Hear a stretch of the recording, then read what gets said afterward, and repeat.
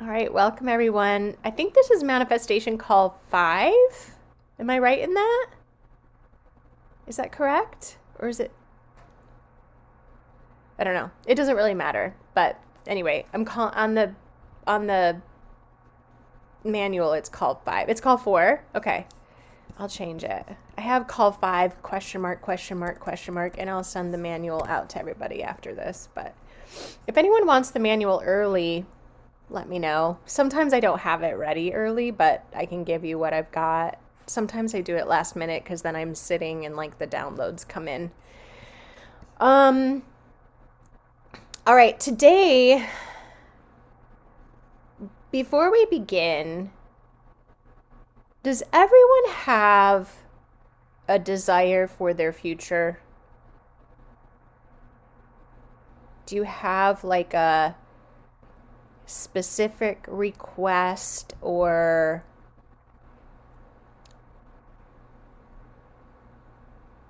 like a specific idea of what you would like to have as your life? Does everyone have that? David, you're kind of like, but I think you do because we talked about it a little bit last week in your session, David.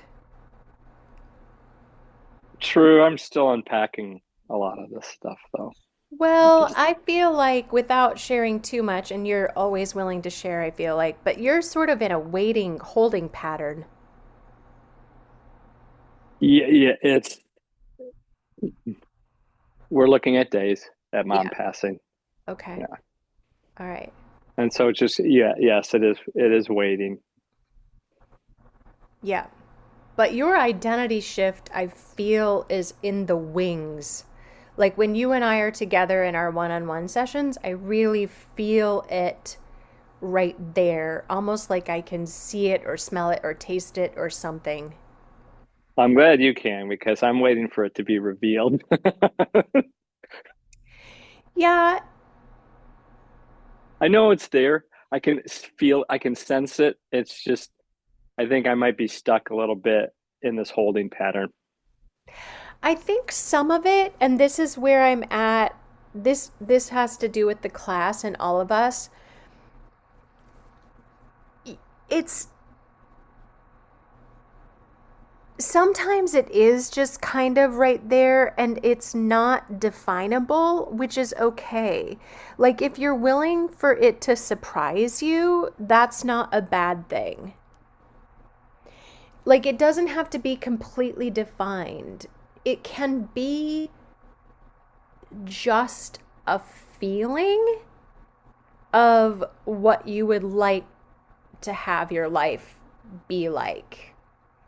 So whether it's more playful, more present, more exuberance, more joy, more creation, more um like it doesn't have to be like this step by step rigid plan of this is what it has to be.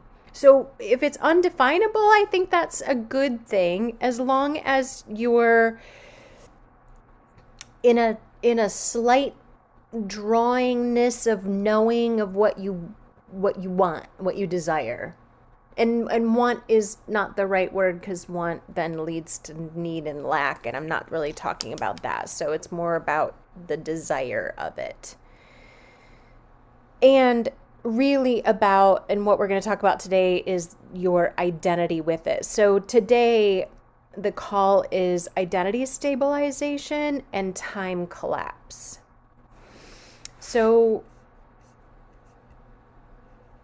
manifestation is identity, not effort. Okay? So manifestation does not respond to how badly you want something, it responds to who you are being while you want it. All right? So David, I don't know why, but I'm gonna use you as an example for some stuff today. A Are you few picking on me today? I'm not picking on you, and I know that's I'm not kind of taking why I it said that that. way. I don't want you to feel like that, but I, I just I, I have no problems with our past conversations coming up in today's call. I mean, I'm okay. pretty open book. I'm very transparent. Okay, great. I just wanted to use We're this as an cool. example. Okay. So a couple of months ago, I think it's been now, but David was in a session and we were talking about masculine energy and creating connections and relationships, not just between men and women, but connections and relationships in general. And I said to David, do you remember Tom Selleck in Magnum PI? And how he's in that energy, and that character is sort of funny. He doesn't take a lot of life seriously, but yet he's very responsible. He's very kind. He's very caring. Um, he has this masculine energy about him, but he's also this like jubilant, happy go lucky guy that can get into some precarious situations, but also has this great way of like connecting with people. Anyway, it was just an energy that I felt like David could identify with to embody like portraying and being something of an energetic expression of that out into the world so that people would be attracted to that. There's like a lot of attraction to that kind of energy. And so I felt like it was something that David's mind and his body and his cells could reflect in a way that then could attract people, things, animals, whatever it is that he wanted to attract. So when it comes to manifestation and identity, that's what I mean by manifestation responds to who you are being while you have this desire to create this thing. Okay? Um uh wow, this would have been 10, 15 years ago now, which seems crazy. But 15 years ago, I was in a relationship with a partner who was a hospitality restaurant owner, chef, um, just this person who knew how to create in the hospitality restaurant food, um, like that business, that whole encompassing business, which is multi dynamic. And I got thrusted, like catapulted into being a restaurant and bar owner with him. And I had no idea what I was doing whatsoever. I had never worked in a restaurant really. Well, I'd worked in coffee shops, but not in like a full blown bar, like huge restaurant business before. And so I had to shift an identity fast, and it was extremely painful because I didn't know what I was doing. And the whole time that I was in the midst of creating this new identity for myself as a bar owner, um, Rebecca, what? I can't see what. Anyway, let me read that in a second. Um, so as this person who had never been a bar owner before, I had to it was extremely uncomfortable. I had to create this new identity for myself so that I could show up every day and have this posture of ownership. But it was all like happening so fast. It was difficult for me to not be an employee but be an owner of this all-encompassing dynamic business. And so, as we're going through life, what I find easier for me to do is to find ways of, and this is probably partially me being a reflector as well, but find energies and beings that I can reflect in order to create a dynamic identity of myself being that which I want to be already in the future. So, like Natalie, last week, you talked about owning a business, which you already do, but creating a level of income with your business that doesn't quite exist yet. And so today, what we're going to go through and what I'll give you, I'll send it to you after the call, is like a thing that you can fill out to start really seeing who you are in that space. And not that you aren't already that person, but it's like really aligning yourself with that identity more succinctly, more concretely. I know for myself, I have the identity of who I am at my next level in my imagination. I know that I haven't fully aligned with it yet because I'm still not making the aligned choices that I would choose as that person. So for instance, I got up this morning, I went to the gym. My new aligned self probably would have gotten ready differently for this call. Like I would have taken a shower and done some different things. But the being that I still am in this kind of wavy space, I wasn't extremely present, and I was acting more from like an ADHD character where I went around and I cleaned up some things, and I brought a shelving rack unit from downstairs upstairs because I'm about to start making some products. I was just kind of all over the place. But my new identity of my 10x version of myself is way more organized. She's living more present, and I am in the future, that person. I'm making more succinct and organized choices and ways of being. I'm more like the presence of it is huge for me.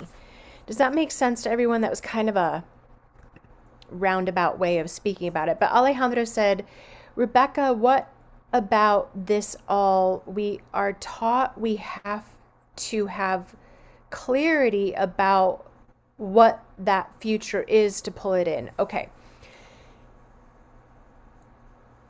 I think what has worked best for me is not to have clarity about the specifics of the tangible items in the future.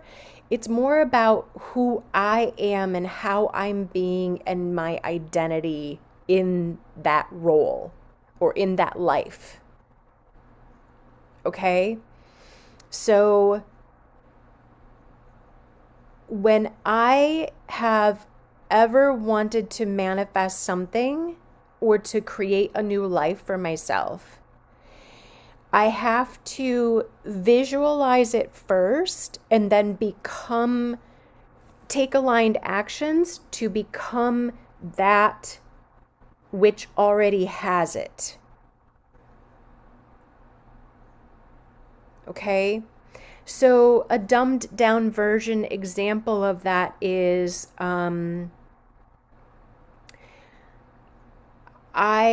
house is not big, it's smallish, and I had to move all of my plants inside this winter because I decided I wasn't going to heat my front porch.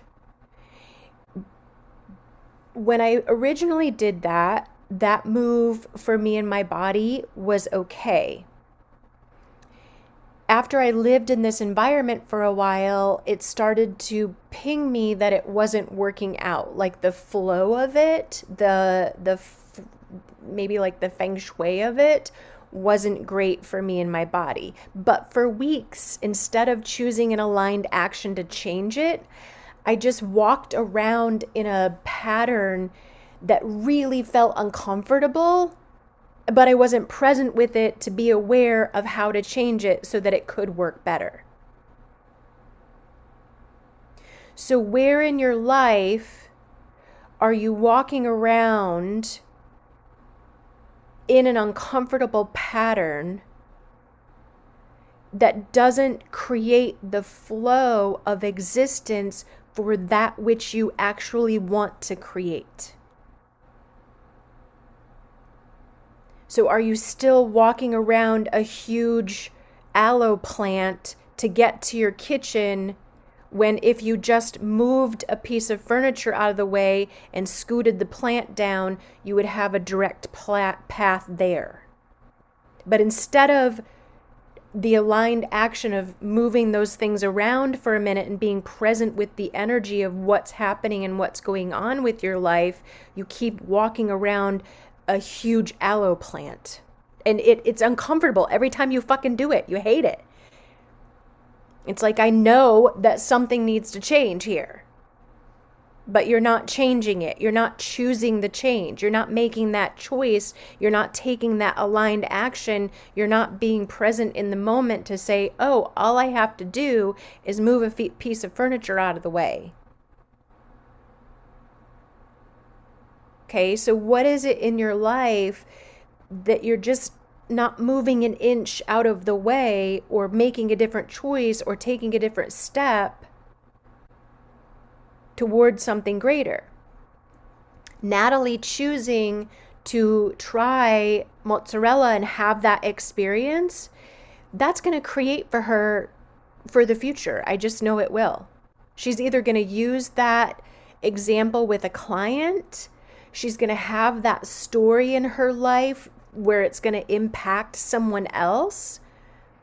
David has multiple stories now of that Tom Selleck energy where people, men, women, cats, dogs, horses, beings, other objects are attracted to him now because he knows how to step into that posture and that energy. So it's not necessarily about the clarity of what it is that you want. It's more about who are you wanting to be? What's going to be comfortable for you? What's going to be enjoyable for you to be? It's making different choices in a way that you have never been willing to choose before. It's like choosing more aligned choices. And sometimes that gets clunky because it can feel heavy. So it gets confusing because it's like an aligned choice doesn't always feel like you have time for it. And that's what was happening to me with like rearranging my house. And finally I was like, okay, I'm taking Sunday and I'm doing a whole rearrangement rehaul. I don't care if I should be doing something else. I have to do this right now because I know it's going to create greater for me. And that was that thing that kept pinging me. It's that thing that like is itching your soul. Like it's an itch that you can't scratch, but it's just because you're not scratching it.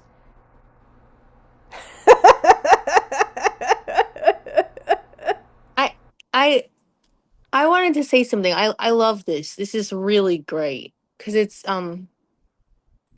bringing up for me. Amanda knows this about me. Like my executive functioning skills in terms of like I'll see that things are out of order.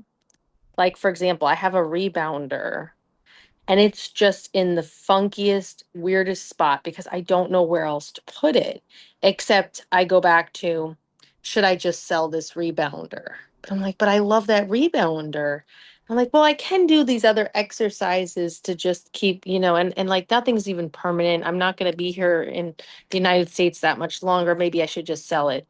And I don't know. And then my bathroom. things all over. Like it's almost like I'm like, but if I don't see all my stuff, then where is it going to be so that I can just easily like access it?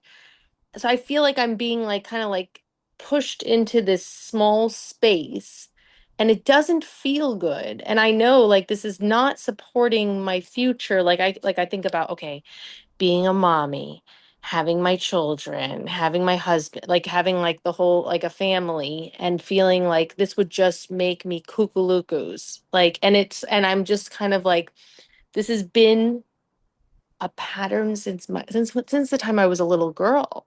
Nobody ever showed me. My mom didn't come in and like teach me like this is how you move things around, you know? Mm-hmm. And so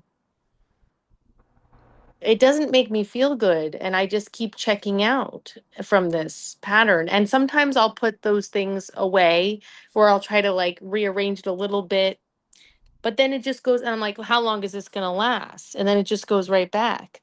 And I'm like, gosh, like no wonder you can't, like, how can I step into my new identity? Like you're saying, like if I'm just living as if like accepting this ADHD brain that struggles with executive functioning, and oh, it makes me so, yeah, I'm seeing like frustration as I'm talking about this. Yes. So,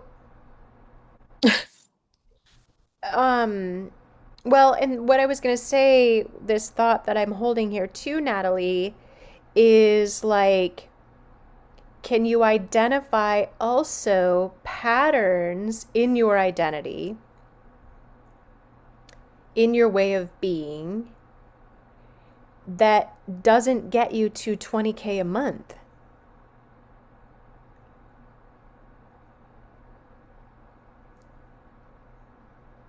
Like this, right? Like what I'm just describing. Yeah. So it doesn't, again, going back to what Alejandra said, it doesn't have to be so clear. It's not like it's a written statement of, I will have 20K a month and I will live in Portugal and my house will be blue and I will have red tile floors and I will have 3.5 children and and a and a Spanish man with a brown mustache and a big dick. Like it's not like that. Right, absolutely not. But I want to be like, I'm really aware of this present time, like really like this stuff just, I want to feel like I can see that I have this capability to move things around so that I can really be thriving in my environment. It doesn't make it, yeah. Yeah. It's like I'm trying to find my way through the environment. Right. Yeah, versus like the environment allowing me to move freely. Right. Yeah. So are you in holding patterns of life living you, or are you living life?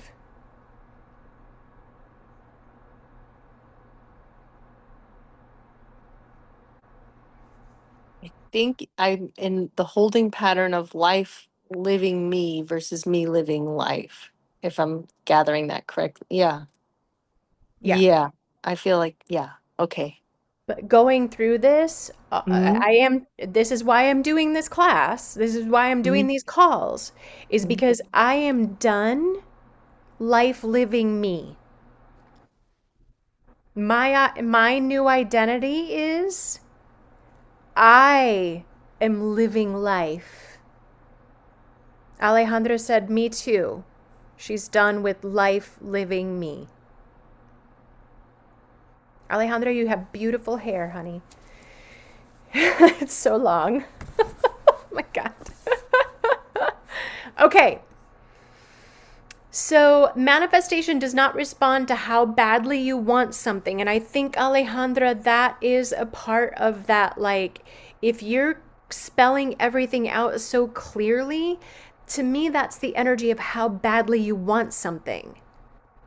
And really, if you spell it out that clearly, what if there's something greater? What if the identity that which you become actually manifests something so much greater than a blue walled house in Portugal with red tile? What if it's a mansion or a resort, like a eco-friendly resort that lots of people come to and enjoy? I don't know. It just, like, I think that we put limitations on things when we get so descriptive about what it is that we want. It's more about becoming who you are. Your identity matches the frequency of the you in the future. And then when you become present with it right now, all of that time collapses. So then you have it here and now. So, like Natalie, where you're at with your stuff, be yourself who you want to be when you move out of the country now with where you are. Don't wait.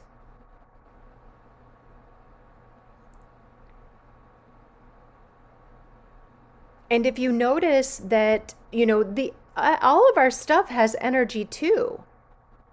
And so if something is speaking to you, if your things are speaking to you, then like ask it, rebounder, where do you want to be? Maybe it wants to be with someone else and that's why it's pinging you. It's telling you that its new owner is on Facebook Marketplace and you need to sell it because you're not using it. Or it's saying, use me, bitch, or I'm leaving your ass.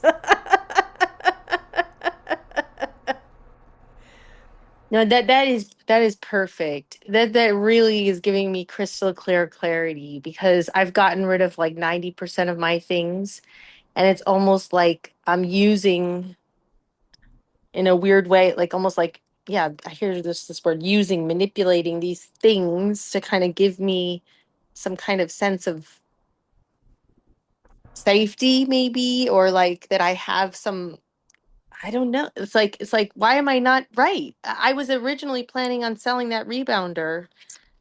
And so yeah, this is just helping me a lot. It's helping. Thank you. It's like sometimes I don't believe in myself that I can like uh or that I want so badly to have, like, I'm like, oh, if Amanda was here, she would help me to like organize everything and like get rid of those things and just and because I didn't, it's a need that I didn't have as a child. Okay, So so, it's, right, but but stop it that. doesn't mean that yeah, I Are get you it. are you willing to stop that story? Yes, exactly. Yes. Okay. So all you have to do is lower all your walls and barriers, expand out, and channel. I was just gonna say that you read my mind, or I read your mind. Tap into her energy. You Yes. don't even have to channel your inner Amanda. Amanda can just be that organizer for you, but you can channel her. Mm-hmm. You can tap into her.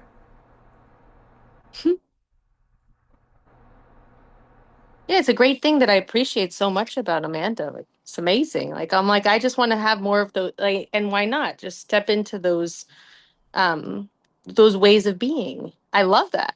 Yeah. You can, well, we talked about it last week, I think it Yeah. was. Like, you Yep. can just tap into the call. You can tap into everybody Hmm. that's here. Hmm. Thank you. Yeah. No, that's really it's funny how you can kind of sit, like this past week. I've been looking at this stuff, everything you're talking about. I've been sitting here, and then I was like, okay, I'm gonna do this, and I didn't take action on three different things that I was gonna, but I took action on the mozzarella. I did do that. I made that a priority, which was interesting. How we make our priorities. I was like, I got to do this. I have to do this. So I'm showing myself, like, yeah. Well, and something like that with the mozzarella, Natalie, Mhm, to me, mhm. energetically, is what's alchemizing your new identity. Mm-hmm. The other things might be more like tactical, but that choice created maybe greater awareness than selling a rebounder, right? That's like a tactical move, which is great for your own new identity too, because I doubt you're going to move a rebounder out of the country. Maybe you are. But, there's different, I think there's different, like, I was going to say Yeah. levels, but different energy to different choices too, where it's like, oh, this is like me rearranging my house wasn't necessarily it was an aligned action because it created more ease, but it wasn't something that I was like, "Oh, this is my new identity thing." No, it was the ease part of it. But that piece for you that was like, "I'm going to do this thing because it makes me really uncomfortable." And those are the aligned actions that I'm talking about that sometimes we misidentify and misapply as something that we should choose because they can feel really heavy and they're not. So we're misidentifying and misapplying the heaviness as something that we shouldn't choose. But really, it's just an uncomfortability because that's our brain's job. Our brain's job is to keep us safe. And so when we're choosing new things, our brain is going to be like, oh, no, no, that's really heavy. Don't do that. So it's going to constantly bungee cord you back to the old identity because that's where you can identify being safe because that's been your normal for so long. And when it's like, no, you got to, it's like moving from where you're at to where you want to be, the brain is going to have a hard time doing that. It's not easy for the brain to do. That's why change is so hard for people. That's why people don't do it. That's why people don't change. Okay, Amanda said, my new identity is that I'm a published, impactful writer. So I am an author. So Amanda, get up every morning and how do you identify as an author? Who are you being while you want that? Most people are trying to manifest by doing more affirmations, more vision boards, more discipline, more strategy, more effort.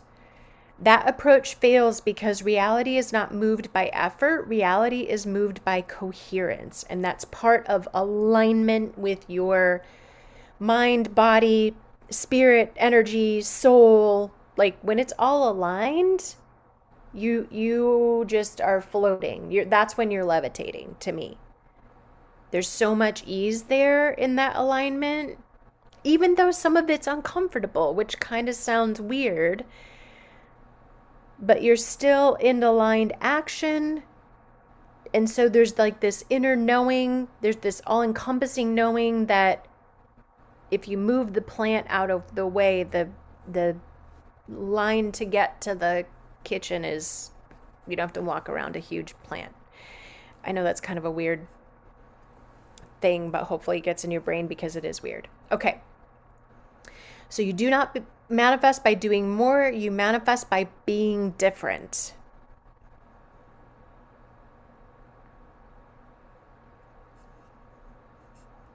Identity is the operating system. Your identity is the operating system you live from. It's not your personality, it's not your potential, it's not what you say you want. Identity is revealed by how you choose, how you move through your day, how you respond, especially under pressure, how you treat your body, how you treat your space. That's how it's triggering. That's how it's like, not triggering, but that's why your space is talking to you, Natalie. That's why you have this little bubbling up with that, is because it's like, oh, this isn't my new identity. It's not the identity that I'm creating. Okay? It's how you relate to time. It's how you protect or leak your attention. These are not surface behaviors. They are expression of an internal default state. Your identity answers questions like, who am I when no one is watching? Who am I when I'm tired, uncertain, or uncomfortable? Who am I being before the results show up? And then that's what that's what reality mirrors. David's shifting energy over there, and so is Alejandra, I think. So why identity changes everything? When identity shifts, several things happen automatically. Hi, Sally. Hi, Quinn. Hi, guys. So thoughts will start to reorganize. You stop fighting your mind because your thoughts now match who you are becoming. And when you start to do this, you'll start to acknowledge that thought does not align with my new identity. That's the old me.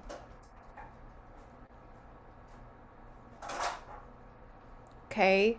And then you'll catch it and you'll be like, oh, that's not how I think anymore.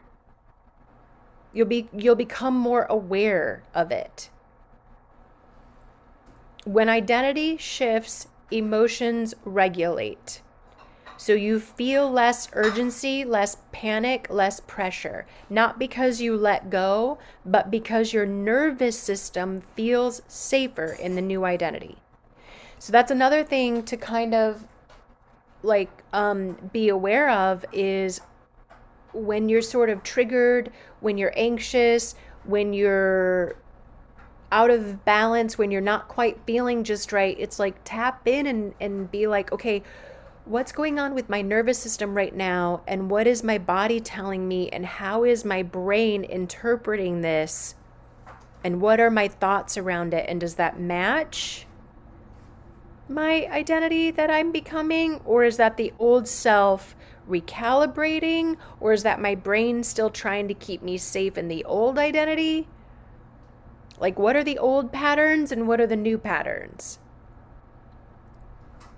When identity shifts, behaviors align. You make different choices without forcing them. Or you make the same choices but from ease instead of fear.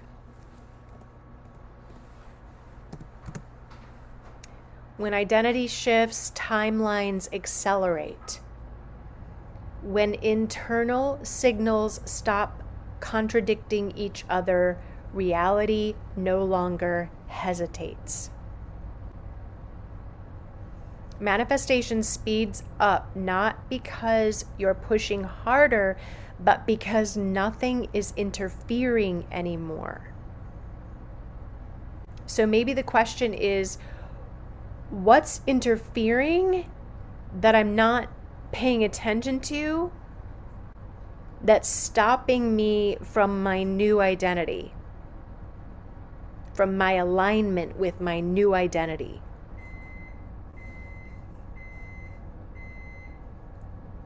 So the cost of an unstable identity. When identity is unstable, manifestation stalls. You may visualize it, but you're not trusting it. You may take action, but feel frantic. You may believe mentally while your body braces, and your choices don't align. You may say, I am, while you're believing I'm not there yet.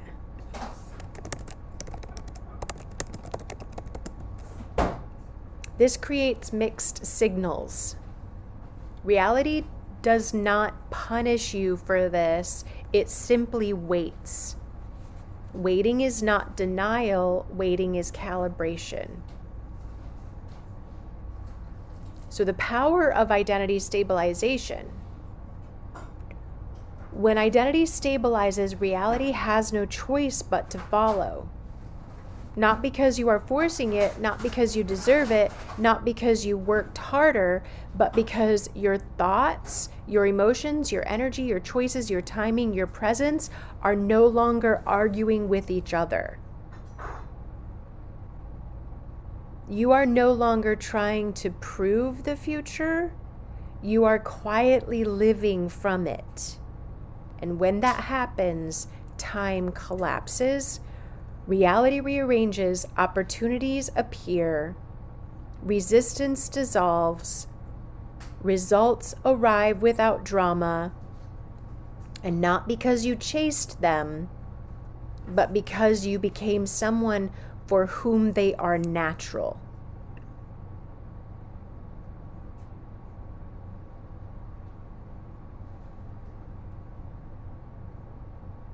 Okay. Does anyone have any questions? No? Okay. So awareness without shame. Awareness is the portal. So what are you aware of? Notice this without judgment. My future self would have chosen differently here. I'm doing that all the time right now. Like this morning, like when I sat down to get ready for this call, I was like, oh, my future self would have done this day differently. So that to me is part of that recalibrating and being aware of how would I choose or be differently in my day.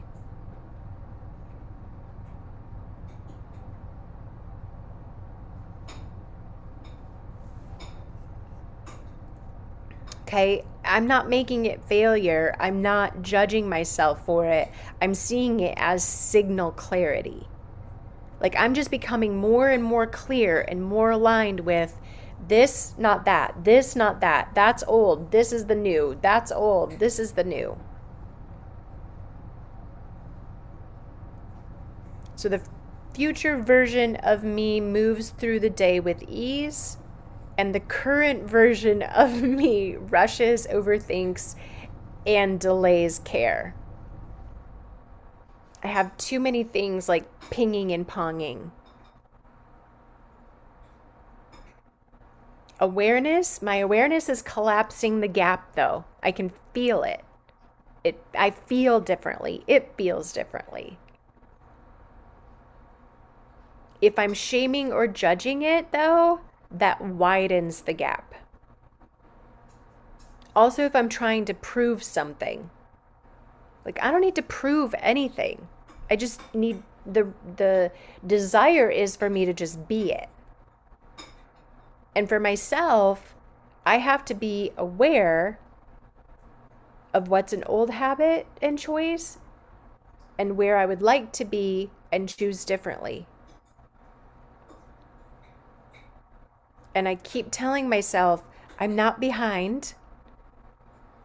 I'm becoming visible to myself. I'm inviting that future to know me and for me to know it.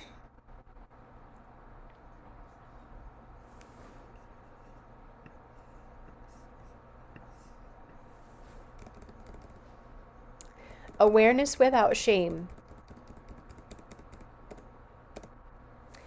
The moment you see it is the moment you can shift it. Nothing changes until it is seen or acknowledged.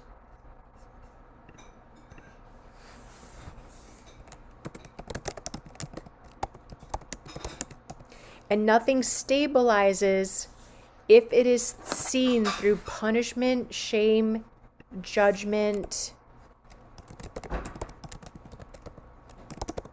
proof, or proving.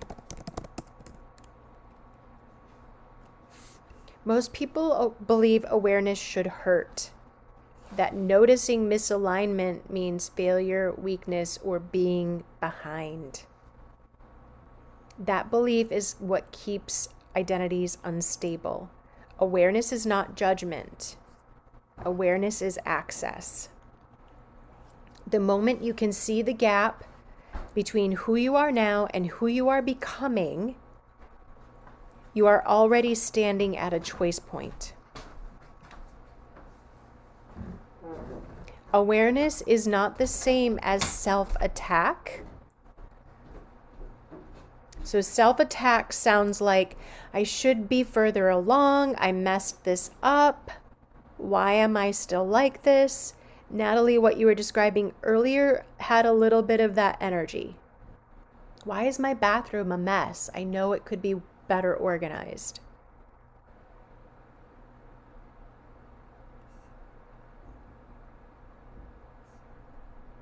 So awareness without self-attack sounds like my future self would choose differently here. And there was some of that in it as well, Natalie. Like, I know something is amiss, like something's different here with my future self. I can feel where alignment isn't complete yet. So instead of that shame or blame, go to acknowledgement. I can feel where my alignment isn't complete yet, and I know it's coming.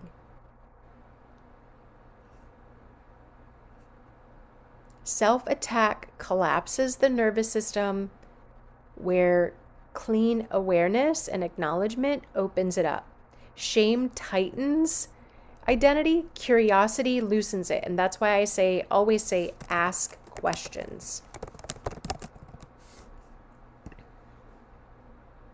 Go back to that book that I wrote, Ask, Don't Force.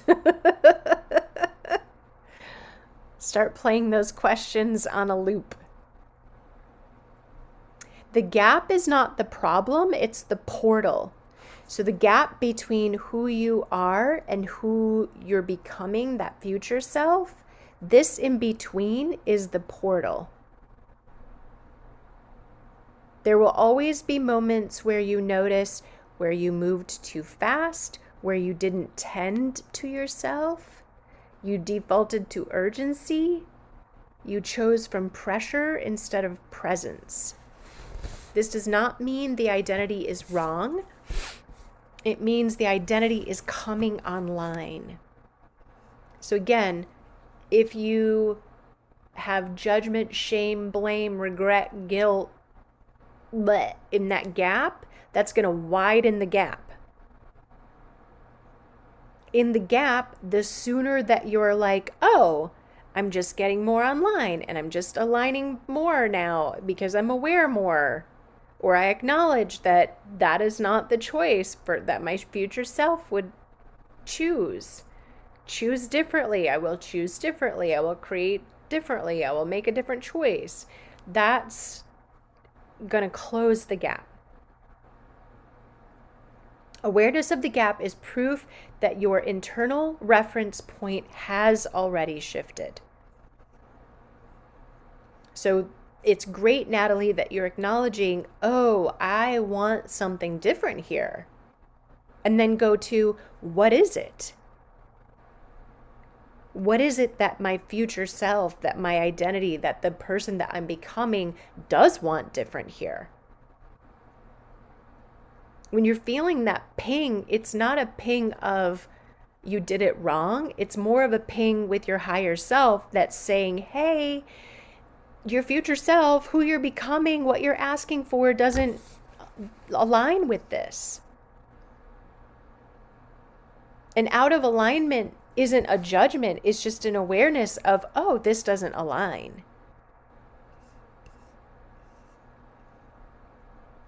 Identity shifts through micro choices, not punishment.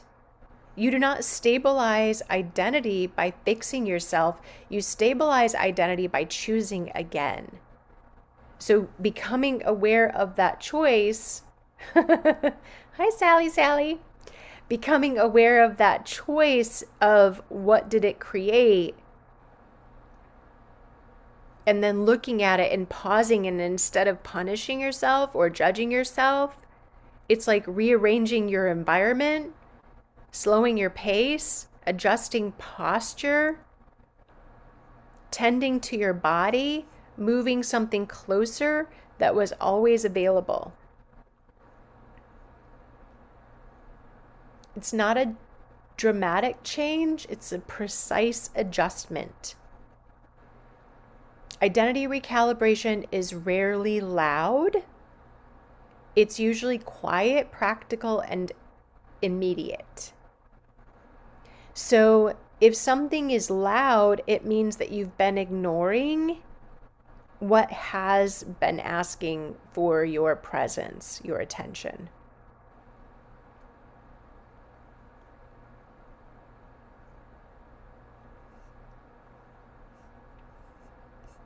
So earlier this morning, I'm sitting in my living room here and it's really cold. And I probably didn't turn the heat up this morning as much as I normally do. But I'm sitting here freezing and there's a space heater like behind the couch and it's running. But then I'm like, why don't I move the space heater like right in front of my legs where I could get more access to the heat? So it's just being aware. All right, David, we'll see you in a minute.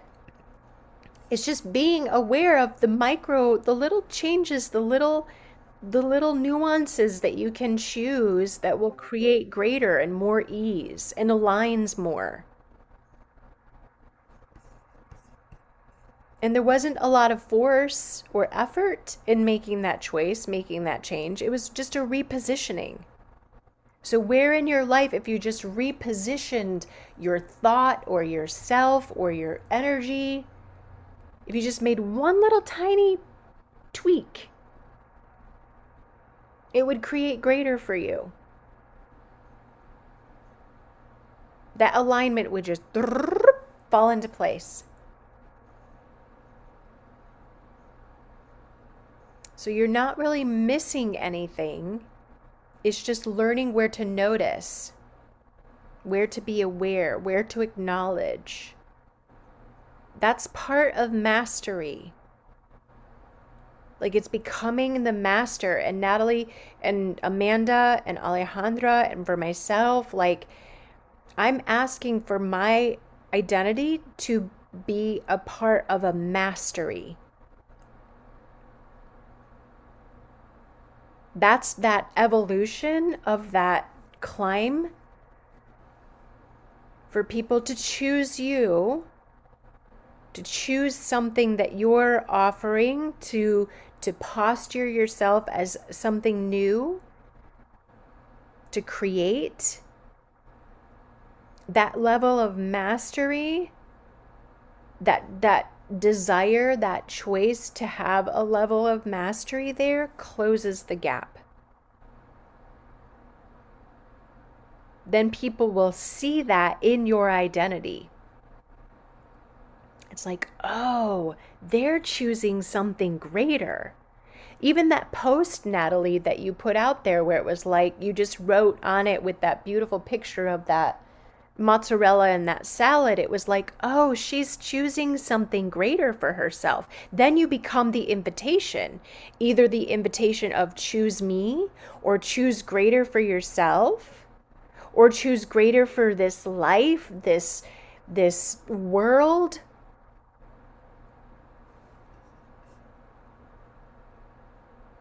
When you're in presence and awareness, it slows time so that you can see it. When you're trying to rush it, it's really not easy to perceive what's right there. When you're trying to force it. When you slow down, identity becomes visible. Presence reveals. Then you can say, well, what feels dense here? What feels misaligned? Or what am I aware of with the misalignment here? What no longer fits, what no longer has a use, what's no longer useful here, it might be useful somewhere else. What wants to be moved or rearranged? Where can I be aware of navigation that's required? What's the navigation that's required here? You don't jump timelines by pushing forward blindly. You jump timelines by becoming present enough to choose different. So instead of asking, why hasn't it happened yet? ask, who am I being right now? Is this how my future self would move through this moment? Then choose again without judgment, without drama.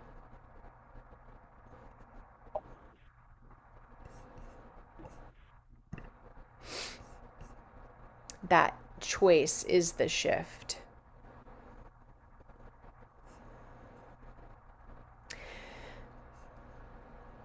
Does anyone need a break? I know David just had to get on his phone, I think, to travel. Is everyone good? Yeah? Okay, we'll keep going.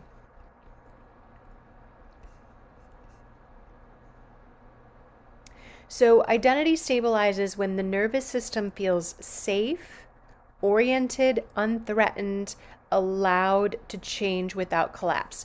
So, Natalie, I don't know if this is true for you, but I know for myself that when my space isn't organized or doesn't have a flow to it or is messy and I know I need to clean it, my nervous system gets a little wonky. And so that uncomfortability that you might feel in your space with your stuff is your nervous system talking to you.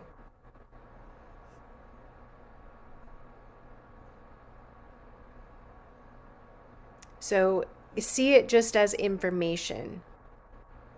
You can choose differently. And to remember, like, I don't do well always with like the mantras or the affirmations, but I wrote this and I thought, oh, if I would write this so that I could see it right now, this might be beneficial. So it's alignment is available in this moment. So can you imagine if you're feeling wonky or you're feeling out of balance, if you can remember, you know what? Alignment is available in this moment.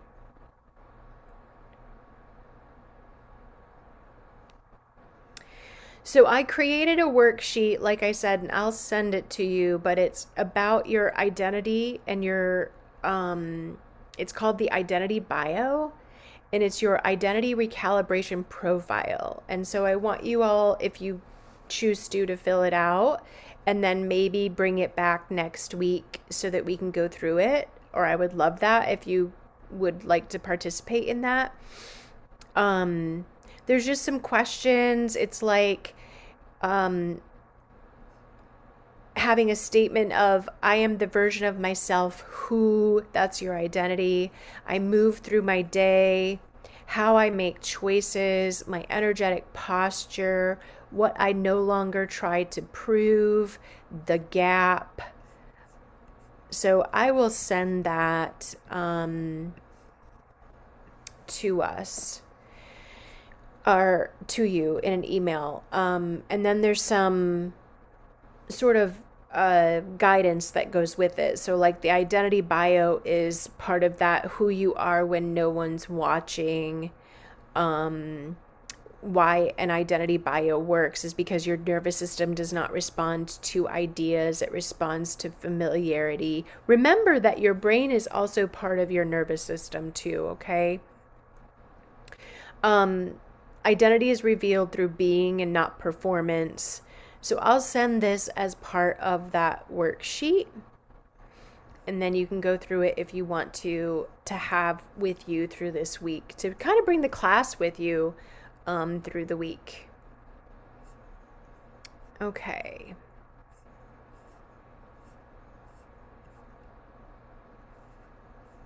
So choice points and timeline switching. How reality changes when you choose from presence instead of pressure. Most people believe timelines change through big decisions, but they don't. Timelines change through choice points, quiet moments where perception returns and identity regains agency. A choice point is not dramatic. It is not announced. It does not require courage or certainty. A choice point is simply the moment you see again. What a choice point really is a choice point occurs when awareness replaces autopilot. So where in your life are you on autopilot? A choice point occurs when presence interrupts tolerance. And a choice point occurs when identity becomes visible. It sounds like this. This doesn't make sense anymore. Or I don't actually need to live like this. Or there's another way to be in this moment.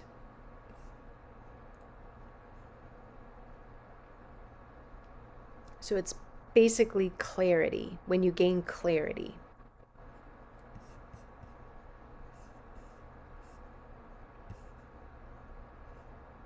Timeline switching is repositioning, not creation. Most manifestations do not arrive as something new. They reveal what was already available once perception reorganizes. So that's part of being aware in presence, is like, what if what I'm asking to create is already here?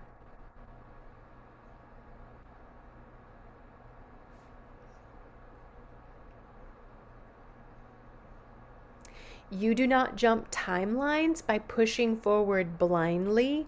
You jump timelines by becoming present enough to reposition yourself.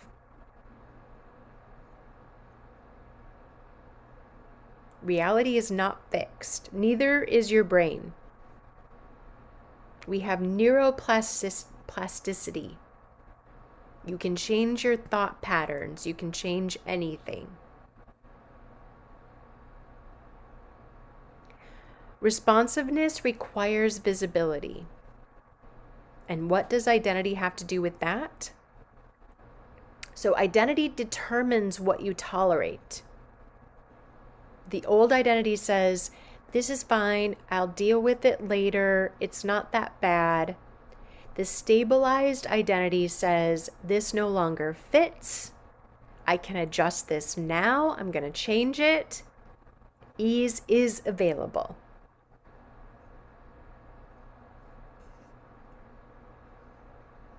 So timeline shifts occur when tolerance decreases, self-responsibility increases, and care becomes the default, and awareness.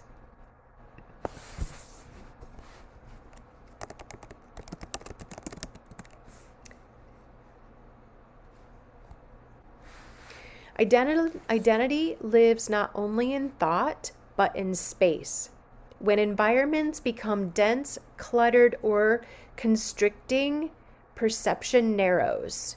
When space reorganizes, awareness expands, and that's part of Amanda's magic. She is very aware of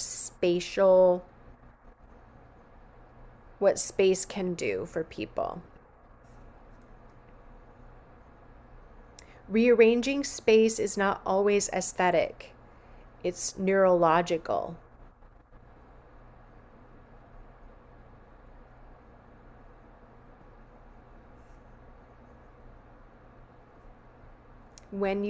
So why presence slows time so you can move faster, and this is why presence is so important. When you rush, you cannot perceive options. When you slow down, choice points appear. Presence reveals what feels heavy, what feels misaligned, what no longer belongs, and what wants to be adjusted. So when we talk about ADD and ADHD brains, it's like practicing a very much aggressive, I'm going to say, presence. And there's nothing wrong, there's no wrongness with ADD or ADHD. It's actually huge capacity, but it's identifying with it as a capacity and not a wrongness. And it's also saying, how do I create with this? So, Natalie, for you, maybe it's that you create a life where you say to Amanda, you know, I want to hire you to come and spend a week at my house and organize everything for me. Right? So it's creating a life, a lifestyle that aligns with your identity. That will come into manifestation. You'll manifest that faster and quicker as the gap between who you are and your future self, your new identity, shortens, tightens up. So that's why when we're talking about manifestation and trying to come up with all the details of it, I get frustrated because I'm like, I can't, my brain does not work that way. And I really don't want it to, because it probably is better than what I ever imagined it to be. It's going back to that saying that Quinn and I created, sometimes when you lose, you win. We got that saying while we were watching the new F1 movie. Amanda, when you were watching that movie, did you see what I was saying about that?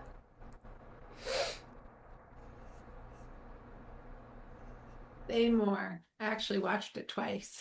Yeah, well, it was in that there's that part in that movie at the end where it looks like they are not going to make it, Oh, right? yes. Yeah.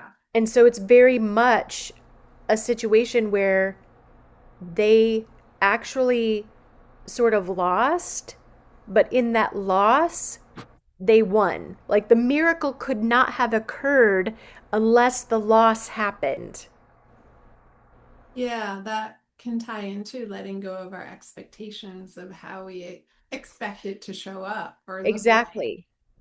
Exactly. like the blessings in disguise and Right. trusting that process Right.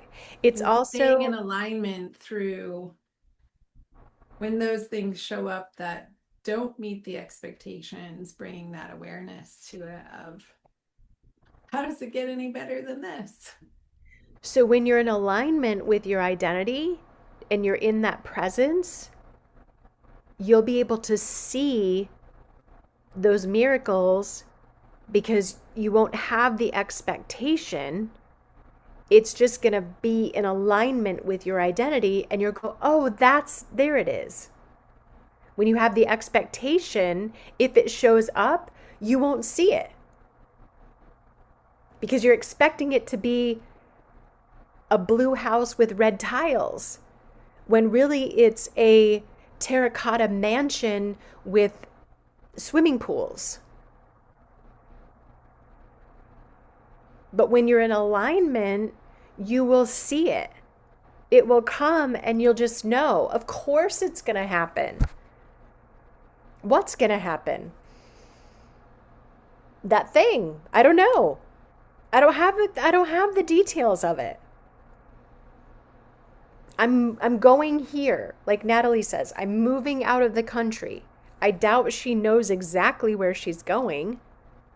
Maybe you do. But it's like being willing to be shown. Are you teachable by the universe? Are you leadable by the universe? Are you going to allow the universe to lead you?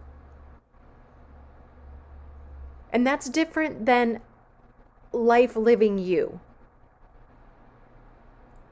It's more like I'm in so much alignment that when the thing shows up, it's probably not going to look how I thought it was going to look, but I'm going to know and be aware of when to choose, how to choose, what to choose, because I'm so fucking aligned. I'm so much in the identity of who I am, that beingness,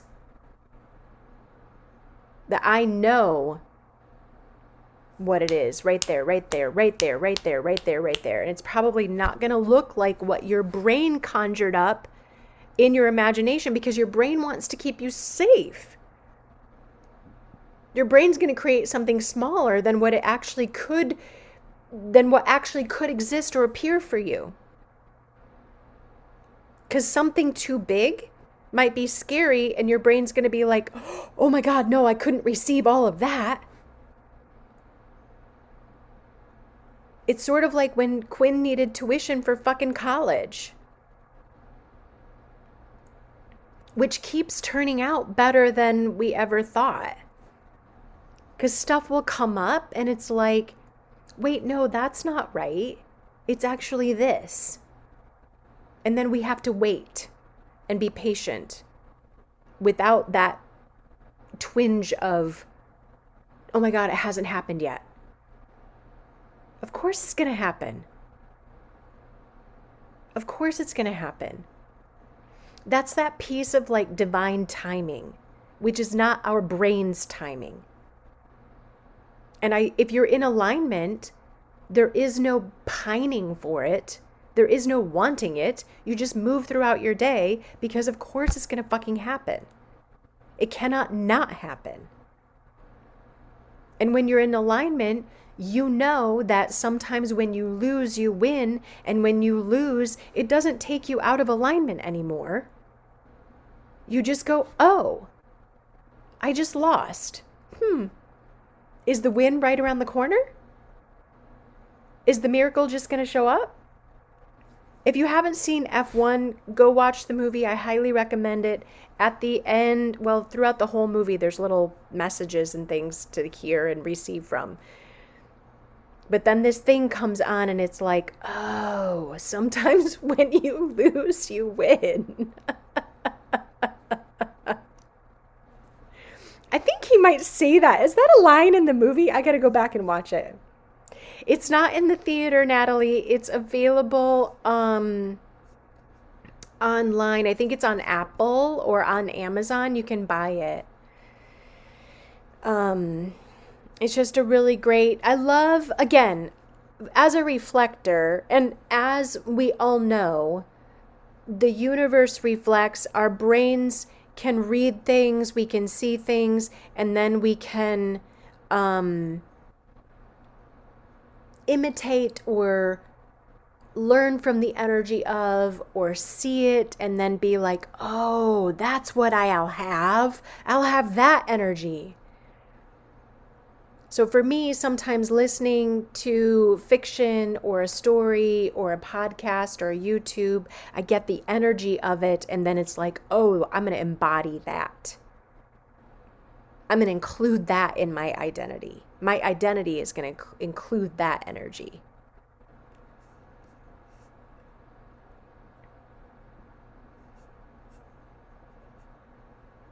Okay. Is everybody ready to do a little exercise before we leave for the day, before we're done? It's called the decompression chamber. This is identity stabilization, timeline collapse, and nervous system acclimation. So, manifestation does not fail because desire is wrong. It fails because identity changes faster than the nervous system can safely integrate. Just as a deep sea diver cannot surface instantly without injury, identity cannot shift instantly without destabilization. The decompression chamber exists for one purpose: to allow your nervous system to release an old identity and safely acclimate to the frequency of who you are becoming. And that's part of the brain. The brain and the nervous system want to keep us safe. There's nothing wrong with that. But if we could safely acclimate to the new identity of who we are becoming, the nervous system and the brain will react less to trying to keep us safe. They'll just say, oh, that choice, that new identity is a safe place to be.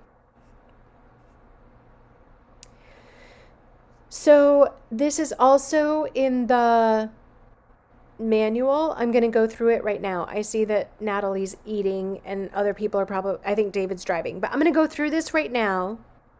And then you can go back to the replay and do it again if you want to as a guided meditation, okay?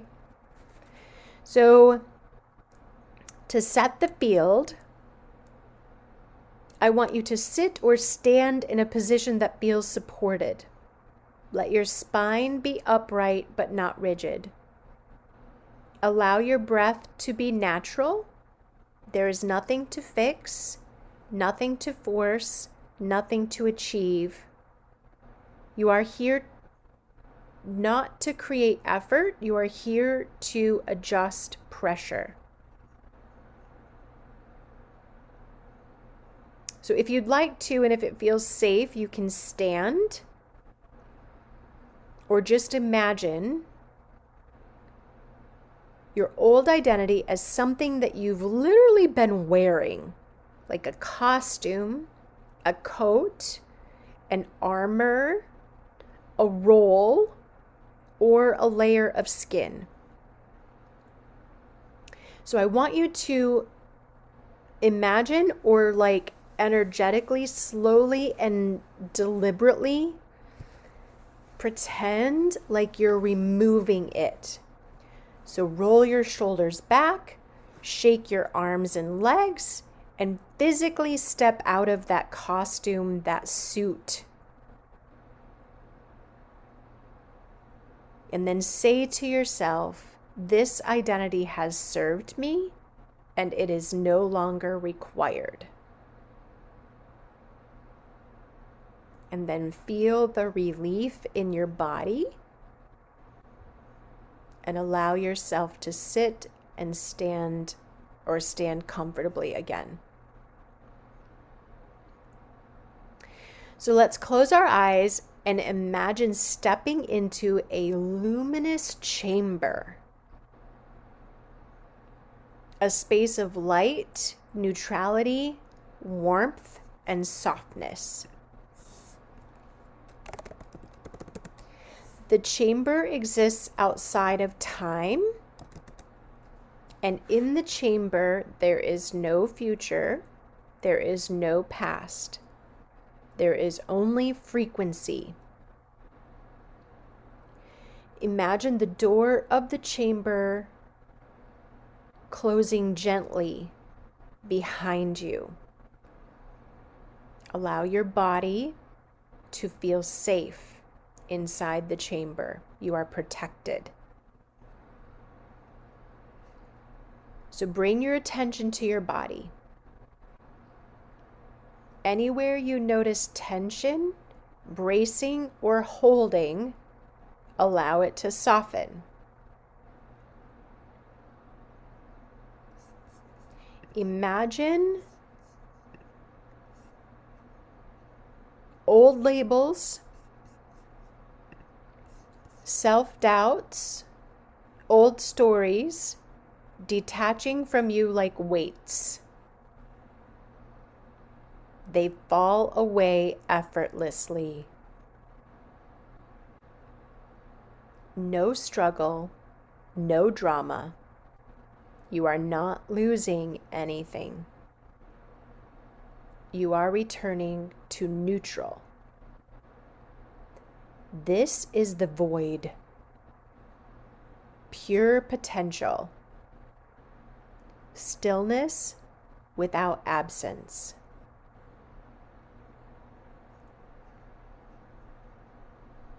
Now imagine your future self entering the chamber.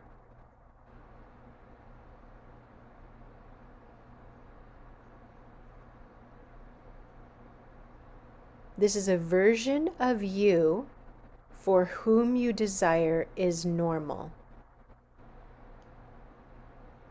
Notice how you're standing. Notice how you breathe. Notice how your nervous system feels.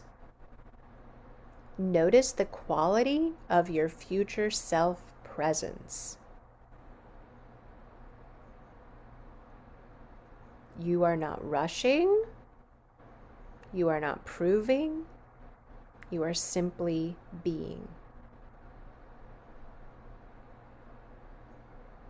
Allow the future self to merge with the version of you in the chamber. See yourself through your future self eyes. Feel through your future self body.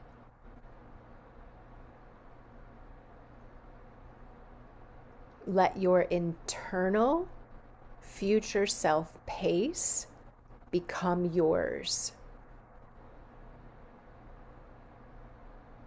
Assume the feeling of what you wish fulfilled.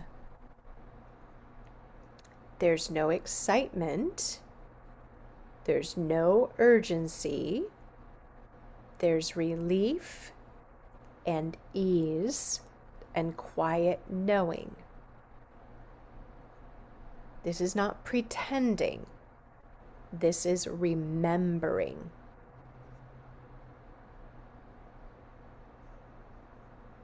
Place one hand on your heart and one hand on your forehead,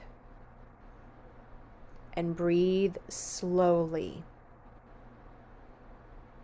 As you breathe, feel gratitude, not for something coming, but for what is now. Say to yourself internally, "It is done, and isn't it wonderful?" Notice the chamber begin to glow and spin gently. Timelines are collapsing into the now. Nothing is being pulled toward you. You are aligning with it. Ask yourself gently, what does my future self want me to know today? Then listen. Do not analyze. You may hear a word, an image, or have a sensation. Trust what comes in. This is your recall key. Anytime you use it, you return to this identity. Now take a deep breath and see the chamber door opening. You can step back into your day carrying the new pressure comfortably. And then after this practice, if you want to, you can journal. What did you feel as your future self? What shifted in your body or your perception? What messages did you receive? What choices can you make today from this identity?